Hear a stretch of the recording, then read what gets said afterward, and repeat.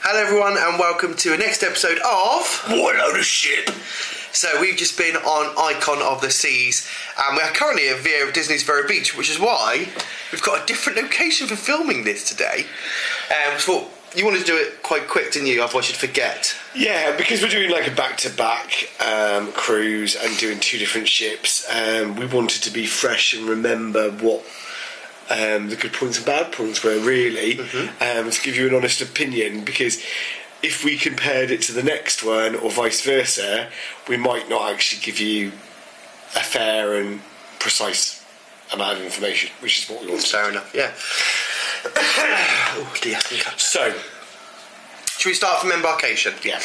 So embarkation was very good for us, very swift. Very, very easy. Just straight on. And I also think if you weren't from the UK and had to have your ESTA checked and visas checked, it'd be even quicker, because a lot of people had Express, didn't they? Where they just scanned and everything like that. But because we had to have our ESTAs checked, we had to actually see someone, which I mean, still to get that ready for tomorrow, actually. Yeah, still really easy, but we were on the boat within minutes. It was so easy. The security lines, even for the security check for the scanners, wasn't that long. And we were straight on the ship. And first impressions of the ship. Wow. She was stunning. So you go on, and you go straight on, and there's like a little welcome tunnel, isn't there? Yeah, you got the little welcome tunnel with the lights. It's quite cool. All the lights that sort of flash up.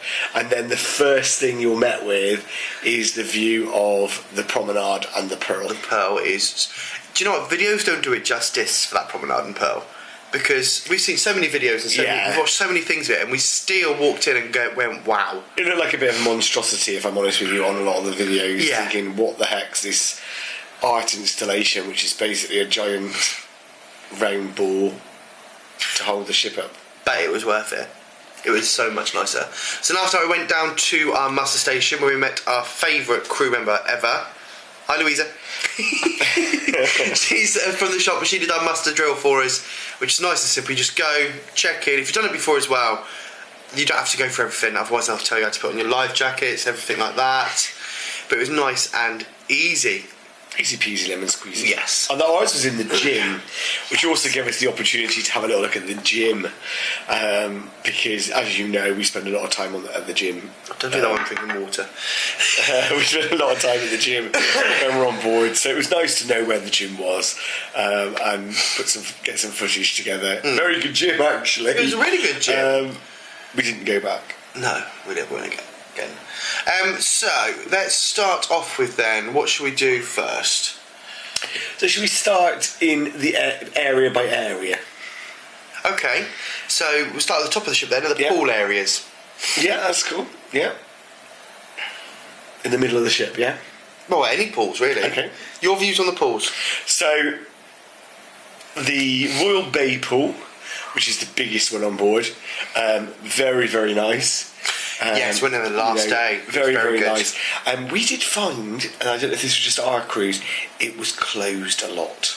Especially sea days. I don't get what it is with cruise lines that close a main pool during sea days. Yeah. Because P&O did that a lot as well. I think it was accidents, personally, but you can't guarantee that. No, and these accidents were happening very early in the morning, because one day we went out and it was closed from 10 o'clock and it didn't open until about 5. Yeah, really. It took them a long time to clean. And that's the main body of water, always, for people to use. But lovely pool, don't get me wrong. No, it's beautiful. We spent most of our time up at Cloud 17, didn't we? Yeah. That pool's really nice up there. The Cove, we went to a couple of times. Yeah, that's quite nice. Quite a nice little intimate pool. It's a shallower pool, I found. Yeah.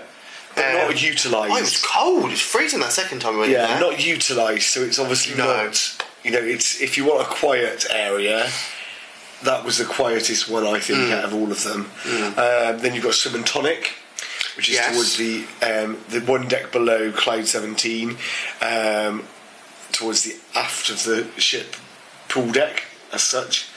Very, very busy all the time. Yes.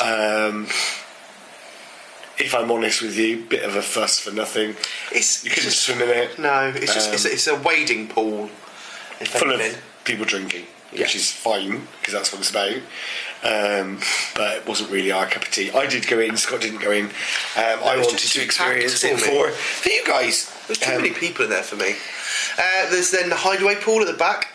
A big fuss over nothing is what we think. Which is has been marketed as the biggest infinity pool at sea. Is it? The biggest infinity pool. Is it the highest or the biggest? It might be the highest infinity pool at sea, so that makes sense. It's elevated, basically. It was very small. It was 2 people deep virtually, wasn't it? Yeah, so the sun lounges in the pool were quite a lot of space. Then you had the day beds that you have to buy. Then you had probably enough room for 4 people deep, so along each thing. And it was divided into sections. So it was like... Yeah, you didn't realise that, did you? No, so you one, couldn't go 2, from one 3. section to another section. You had to go in a certain area, and then you had a little, like, I suppose, a square area. Let's turn off this TV, it's flashing on the screen. So that's virtually the whole of Chill Island in one little bit, Yeah. I think. So if we're moving along the ship, the next part is Thrill Island at the back. Yeah. So, Thrill Island... Again, it's good. It's very good. Base camp they've changed. It's a Category 6 water park. Yes. Is what they're marketing Thrill Island as. Yes. The water slides are very good. We weren't able to do one with them because we were just over the weight limit, which is... Didn't realise there's weight limits to them, if I'm perfectly honest. They didn't tell us that part. And you have to go as 2s. Yes. So the problem we had was me and Scott together meant that we were over the weight limit. Yeah, if I had gone with someone else, or Scott had gone with someone else, we might have got away with it. But I didn't really want to go with a stranger. Yeah, I didn't mind, but the racer slides were good though. The front flats. Yeah, the racer slides were very good. Flats were good. We didn't do Flow Rider this time. No, because we've done it before. Done it before. The base camp, the bars are good. Nice. Yeah. They've taken away. They've changed the menu at Base Camp Eatery as well. So it is all free now, where before they had high-ended, they had chicken and waffles and different things. They've taken that all away now. Yeah. I don't know why. Probably not. It'd be easier just to do complimentary, didn't use a TL system. It's annoying that I haven't got them, because I was wanting to try the chicken waffles, but I couldn't because they weren't there. But anyway, you got the Lost Dunes golf course. Now, it's a good concept. I like the idea of it. You didn't like the golf balls. No, the golf balls that they were using, I mean, They're virtually foam. I really, really liked. They're very light golf balls. The lightest I've ever sort of played on a ship, to be quite honest with you. I know they've got to be sustainable and everything like that, but they were really difficult. Yeah, but they glow in the dark.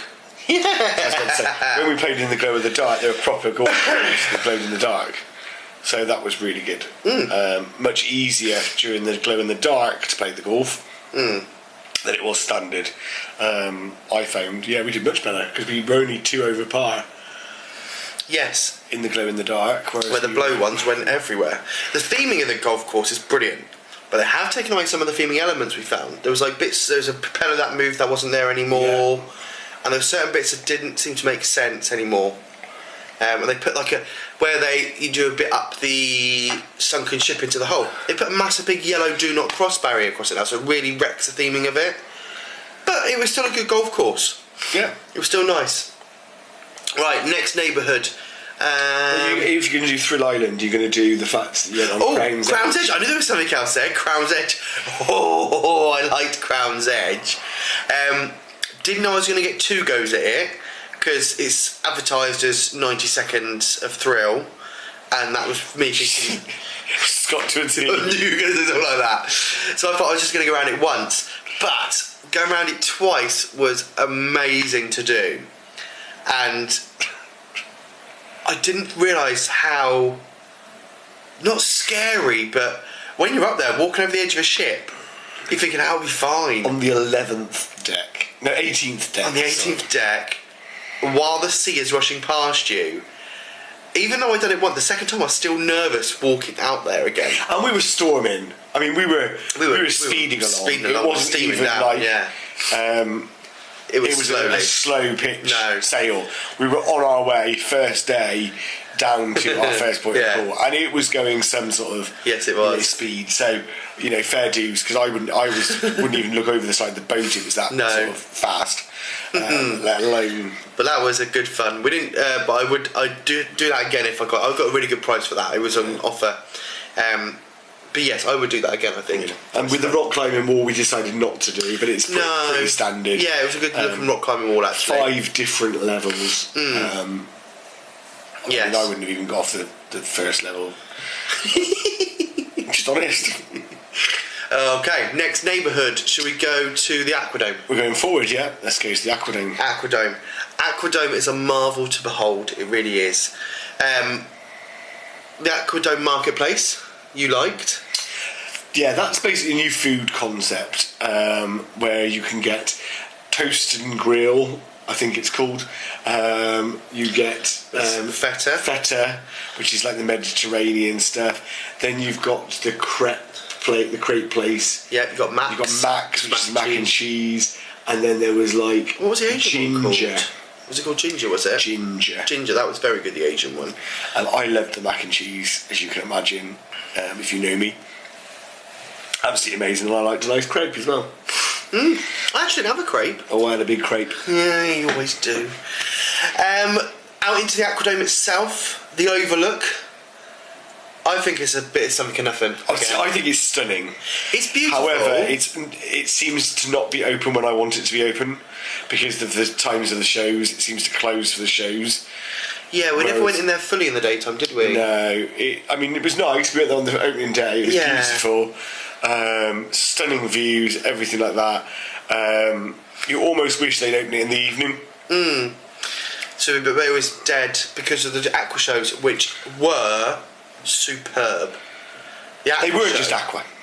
No, these aqua shows are getting so much more. You had the Wheel of Wow. A wow. Which was a wow. It makes me gasp. You had all the high divers. The ones from the Oculus in the middle coming straight down was brilliant. Oculus? I think it's called the Oculus. If not, they should call it. Call me, Royal. I'm marketing it for you. The Oculus with all the dive and the rope people. I thought that was amazing. The fact they have two aerialists. That's the word, not rope people. They were 2 people on 2 different pulley systems, dancing in unison across the sky, not getting tangled. To me, that was amazing. Yes. I wasn't actually watching the dancing or the thing. I was more watching the fact that these ropes were going in different directions on different pulleys, and these people were getting tangled. Yeah. And you could see one of them go up, so the other person swung underneath it, so the ropes wouldn't tie, and then it was it was phenomenal. Amazing. And the cougar arms you liked. Yes, so these arms, which normally make cars and things, just moving the props around. Or Harry Potter's ride.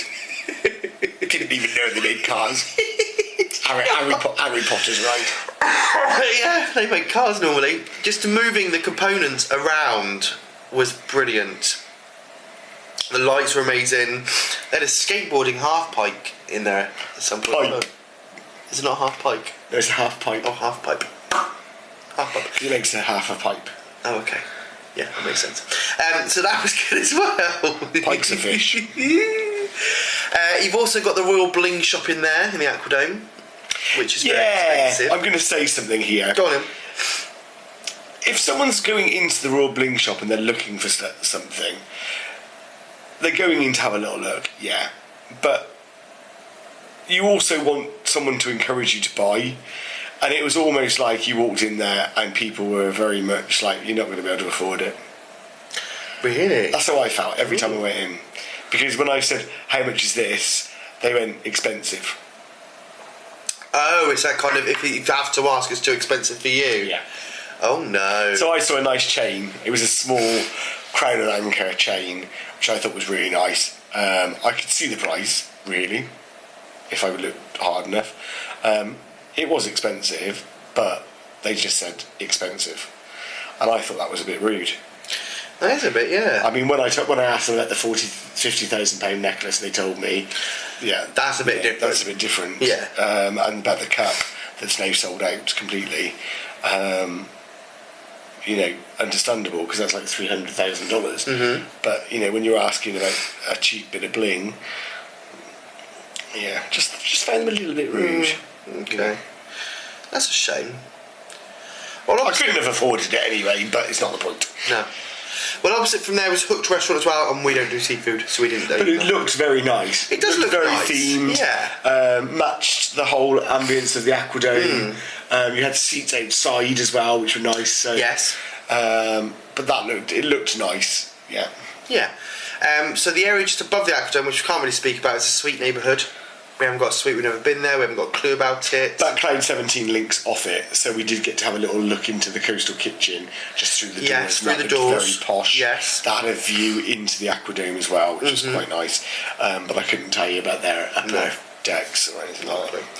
Right, let's move down then. Let's go to the back of the ship to Surfside. So this is the family kid area. Their pool looks good. You had a little wander around, didn't you? Yeah, you filmed it for us. They're, I suppose it's still Splashaway Bay named. Suppose it is. Very, very good. I like the fact the bucket filled really quickly. Yes. The tipping bucket thing. That filled really quickly. And that, because usually kids are stood there for ages, aren't they, waiting for it to fill? Yeah, it takes a while to fill. But it was really quick. I didn't well, even you literally got around halfway and it dropped. Hopefully we've talked enough so it's on there now. And then there's a pool next to it. For the adults. For the adults. For the adults. However, it's not for the adults. No, it's kids taken take over over by kids. So I think that will be changed into not marketed as somewhere for the adults and somewhere for the kids. No, it should be a family all nice. over. But then you have the other things that were included in Surfside, such as Pier 17, yes, which is a speciality restaurant. We wouldn't pay for that because it's basically cheap. What you get in the main dining room kind of food. Yeah. That to me would have been something that should be included in the cost. Yeah. Then you've got the Surfside eating, the opposite side. I really liked it. You like the buffet, but that's kids' food, isn't it? So it's easy for you to eat. And there was no kids in there; it was all adults. No, yeah, it was all adults. So I think actually occasionally adults are like going, "Yeah, I want some crap." So I went down there. There was like a little bites place, wasn't there? Surfside bites. Oh yeah. Churros from that was you can really get like nice. Popcorn chicken, a hot dog. There's other things in there, but that was good. Yeah. And then lemon post, you said, which are the drinks we I love. haven't said lemon post. Oh, we haven't said lemon post. No. Lemon post, we love the drinks there. That's the bar that you can get adult and kids cocktails in unison. Yeah. You got Sugar Beach, which is a sweet shop out there. Very expensive for candy. And the arcade as well, opposite. Which so it's nice. They've got all the kids stuff and the carousels in the middle. Yeah. All the kids stuff in the one area. Whereas like on other ships, the arcade's up on the top level. Splashaway Bay's on the top level.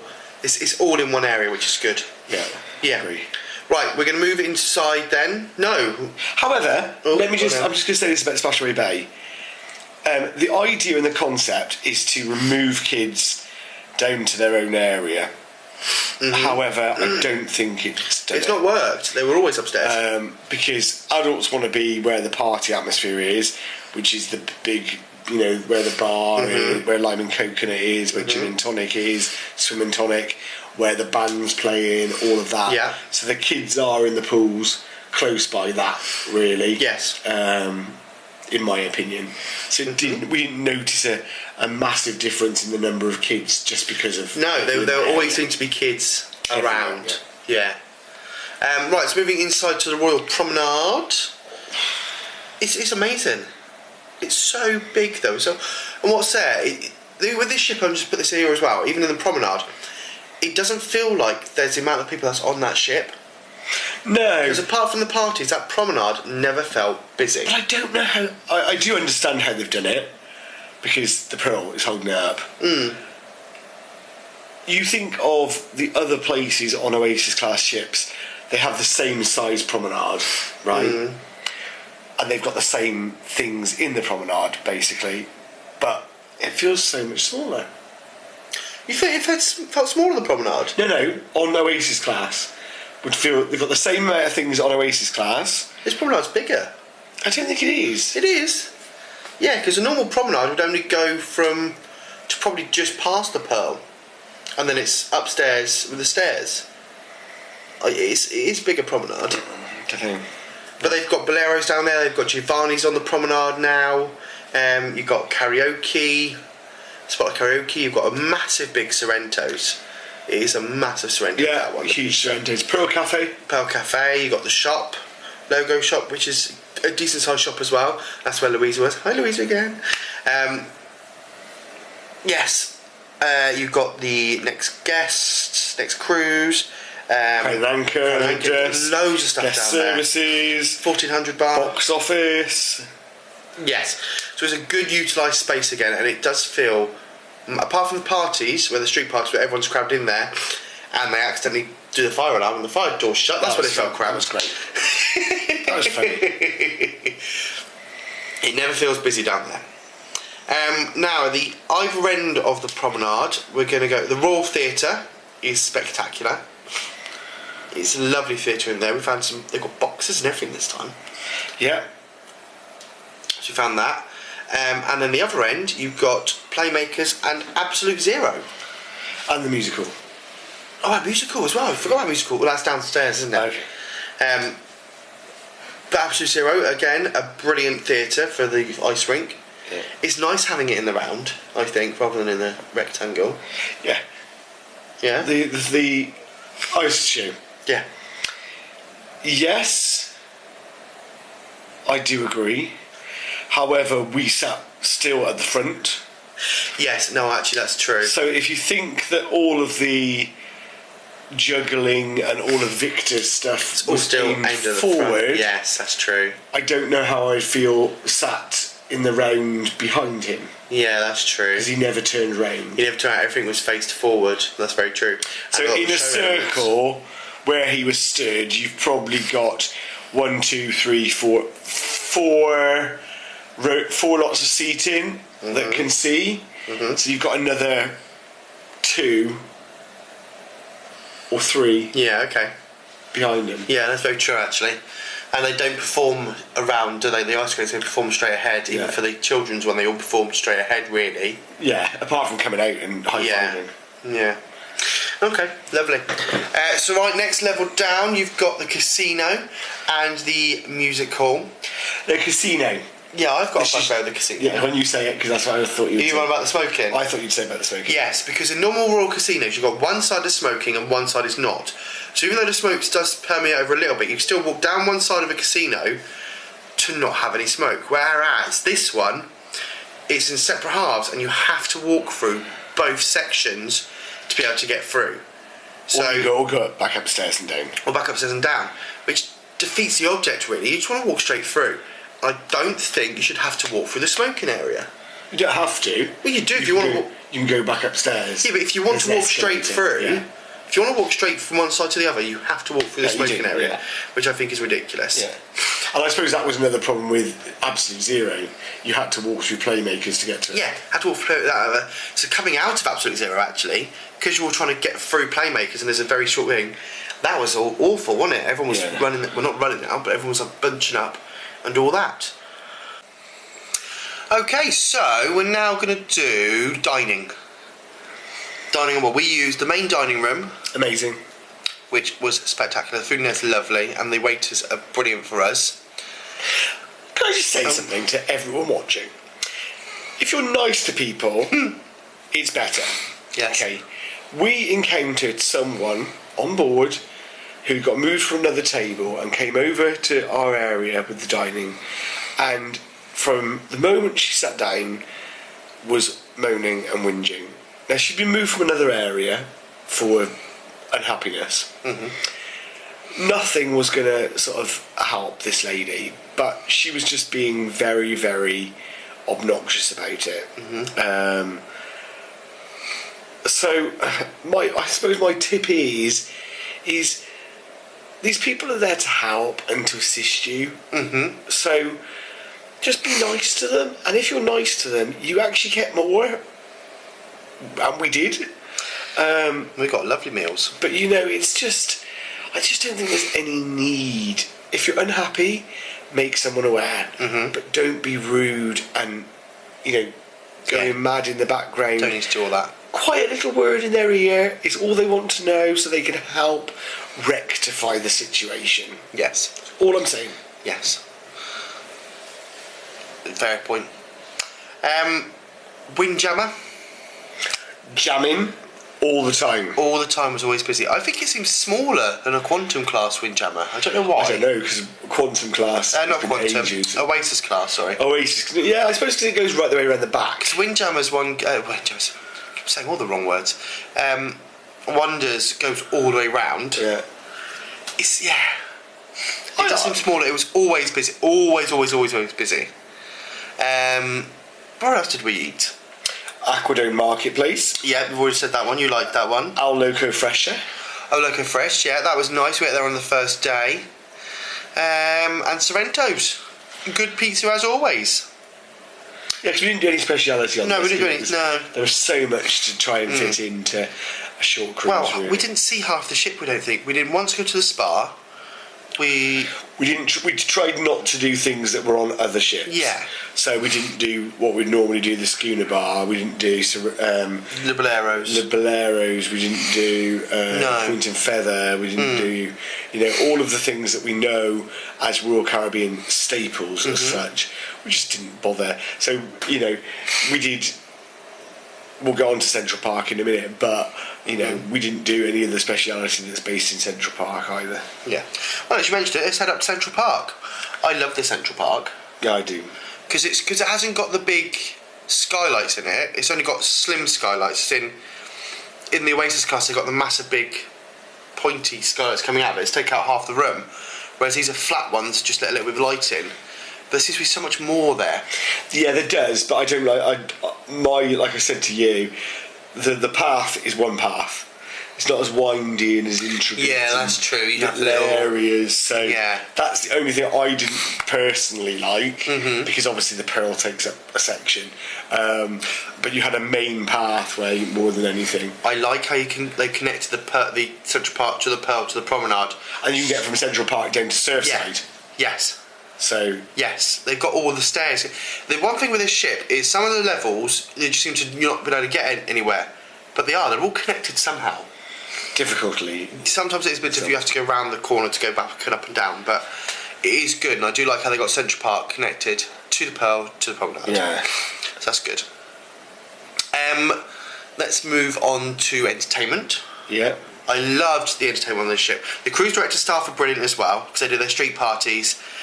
And some of their stuff was just so funny and great. Yeah, we've met Mike before on one. Yes, we love Mike. He's a very good cruise director.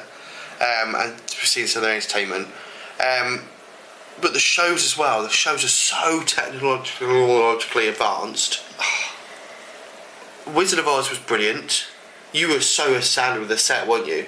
It's just got a full West End Wizard set. of Oz. It was a wizard. I've been in the Wizard of Oz myself, played Scarecrow myself. However, this is a production and a half.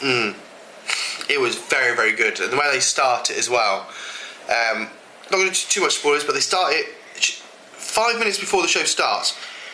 Dorothy appears on stage, but as a girl in today's era. She's on an iPhone. The news is going. It's all going, but it's all setting it up for the beginning of the show, which I thought was very cleverly done. Yes. Aqua Show, I've already said. A marvel with the technology in that. Yeah. Brilliant. And Absolute Zero with the ice skating. They have... So, what he says as well, they have trackers on either their helmets, their costumes, something. The lights are all tracked by microchips. So the lights follow them. There's no one actually controlling them. They've got a projected floor which tracks them at one point as well, moves everything around. It's just phenomenal. It is good, very good, yeah. It's very good. And Victor was very good, the juggler. I'm so glad he was there. And Adam Carrio was quite good. He was very good. The juggler was before him. He was in the Royal Theatre, that's the word I was trying to think of, on our first night. He was very good then. And then also the comedians in the attic were got very to mention good. them, yes.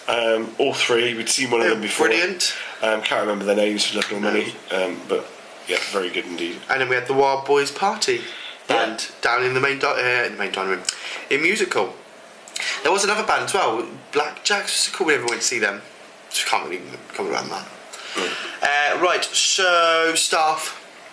Amazing. Staff from Royal are always brilliant. I don't think we've ever really encountered a bad Royal Caribbean staff member. No, well, apart from once in a restaurant, but he just wasn't bothered, was he? No, he wasn't. It wasn't. No, it wasn't. He just wasn't our cup of tea. He was a bit sleazy. No, but the wait staff were brilliant. Our room attendant was brilliant. Everyone we came across was Louisa, really good. unless you don't know that we've been talking about Louisa.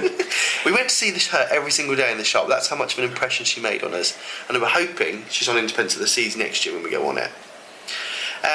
So just when Louisa in the shop, basically, I know we've said about it, but it goes to show how much someone just being normal and friendly can make your holiday. Because that is all she was doing. Yeah. You know, she was honest with us about what to buy, what not to buy. Yeah. You know, there was no pushy sales from her.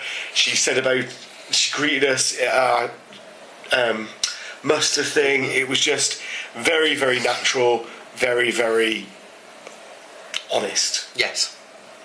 She wanted to know about us, we wanted to know about her. Yeah. And we went looking for an invite to Brazil. So Louisa, Yes. send us some flight tickets. So I think we're just on to our overall experience now. Icon of the Seas. I do like Icon of the Seas. Yeah, I do. We didn't see half of it though. I think it's too big a ship. Would you go on an Icon class again? Yes. I would. Just see the bits we didn't see. Yes. Would you prefer to go on an Icon class over an Oasis class? Not sure. No. I think I would prefer an Oasis class, and we'll test that out tomorrow when we're going on Utopia. Not sure. But is it because we know Oasis class so well? It could be. It could be that, and we don't know Icon class yet. It's so difficult. It's a hard one. But, right, overall, because I haven't done scores for the other thing, but overall score for this one? 9. 9.5 I want to do. Okay. Yeah, because it was a brilliant holiday, a brilliant ship. It was just so big. That's why I scored 9. I didn't see it all. Yeah, it's just so big. Do you know, we didn't mention on the entertainment, the Stowaway Pianist was brilliant as well. He was on the destination elevators. That was a new concept on Icon as well. You pressed a number and it took you to the level you went to go. Didn't make it any easier though, they still took blooming ages sometimes. Yeah. But yeah. Well, overall though, we've had a brilliant experience on Icon of the Seas. Have you got anything more to say? No, I don't say. No, I think we've don't say. He never says anything on these things, does he? He doesn't talk. So I've talked loads. you have talked loads today. You've done well. What else have for us to say? Haven't already done so yet. Hit that subscribe button at the top. Hit the like button at the bottom. Leave us a comment. We love to hear all your comments back to us. We hope you've enjoyed this series on Icon. See, I told you we had to do this now, because else we forget which ship we're on. He said we have to record this now in Vero, otherwise we forget which is which. So tomorrow we're going on Utopia of the Seas. Not Icon. No, not Icon. So make sure you watch that series as well. All that's left for us to say is safe travels. Thank you for being a friend. Bye.